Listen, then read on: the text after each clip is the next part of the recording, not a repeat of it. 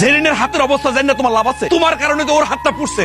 তোমাকে সামনেই তো সকালবেলা বাজারে যাওয়ার সময় আমি জেরিনে ধমক দিলাম, তারপরে কোন আক্কেলে ওরে দিয়ে গরম পানি বসাইলা? নতুন বউ পাইছে বাড়িতে, এখানে সব লিস্ট করা আছে, তাড়াতাড়ি বাজারে গিয়ে সদাইগুলা করে নিস। মাত্র একদিন হইলো বিয়ে হয়েছে, এর মধ্যে তোমার কামলা দেওয়া শুরু হয়ে গেল। তোমার কি একটু বিশ্রাম নাই? তুমি মনে হয় একটু ভুল বুঝতেছো বোন, এই সংসারটা কিন্তু আমগো সবারই, একার একার না। এই সংসারে আমরা কেউ কামলা না, কেউ মালিকও না। তুমি নতুন আইছো না, আস্তে আস্তে সব বুঝে যাবে। তা আপনি এখানে কেন?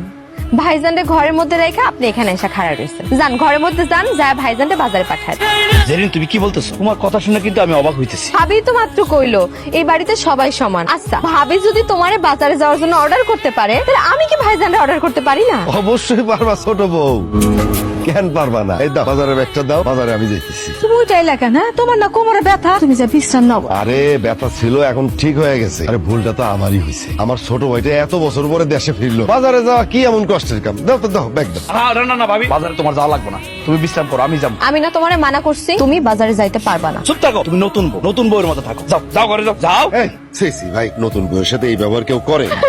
জেরিন আরে ঘরে বসে কাঁদতেছো কে? আমি বুঝলাম, এই যে আমি বাজারে গেছি, কি এমন ক্ষতি হয়ে গেছে গো? ভালো করছো বাজারে গেছো, আমি ভুল করছিলাম, তোমারে বাজারে যেতে মানা করছিলাম। আরে যেটা হওয়ার হয়েছে, এখন বাজার নিয়ে এসি ওই যে উঠানে রাখছি, যাও গিয়ে দেখো, আর পারলে ভাবির একটু হেল্প করো, যাও। আমি কোনো কাম করতে পারবো না, আমার হাতে সমস্যা। কি গো তোমার হাতে কি হয়েছে? তুমি বাড়ি থেকে বাইর হওয়ার পরে ভাইজান আর ভাবি মিলে আমার কতগুলা বাজে কথা কইছে, তুমি জানো না?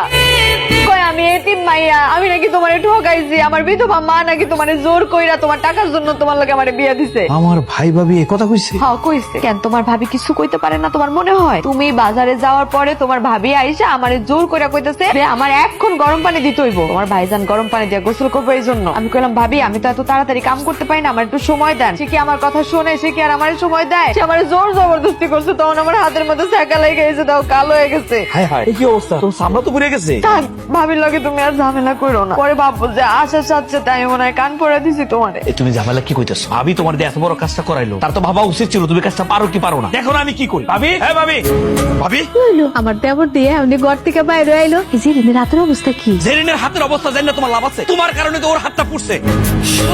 কি কইলা তুমি? এইটা কোন নাকি তুমি ঘর থেকে বাইরে আইছো? তোমরা দেখো নাই? তোমাকে সামনেই তো সকালবেলা বাজারে যাওয়ার সময় আমি জেরিনে ধমক দিলাম, তারপরে কোন আক্কেলে ওরে দিয়ে গরম পানি বসাইলা? তুই কবে থেকে তোর ভাবির সাথে এরকম উঁচু গলায় কথা কওয়া শিখলি রে ভাই? তোমার আক্কেলেরও তারিফ করতে হয়। বাড়িতে একটা নতুন মানুষ আসলে আগে জানতে হয় সে কি পারে কি পারে না। সে নতুন মানুষ, সে রান্না বান্না পারে কিনা জিগাইবা না? জিগাইছো? আরে বাবারে, আমাকে কথাটা তো তুই শুনবি আগে। কি বলবা? কি বলো? সাহেব তুমি অনেকক্ষণ ধরে অনেক কথা কইতেছো, যেদিন তুমি একবার রান্না করে আসতে কই নাই। তোমার বউ তো নিজের থেকে এসে কইলো যে ভাবি তোমার কোনো সাহায্য লাগবে কিনা, আমি তো হাত বাটাই। আমি কইলাম না রে বাবা, তুমি তো রান্না করতে পারো না, আস্তে আস্তে শিখে যাবে। তারপরও কি তুমি কি কইতে চাইতেছো জেরিন নিজের হাত নিজে পুড়ে ফেলাইছে? দুনিয়াতে কোনো মানুষ আছে যে নিজের হাত নিজে পুড়ে? আসলে আর কি কমু ভাবি, তুমিও অন্য মহিলাদের মতো হয়ে গেছো গা। সাহেব মুখ সামলায় কথা কও সাহেব। তোর ভাবিরে তুই কোন মহিলার সাথে তুলনা করস? বুঝো না তুমি কোন মহিলাকে কথা কইতেছি? ওইসব মহিলাকে যারা সংসারে সুখ চায় না, যারা সংসারে শান্তি চায় না। সাহেব,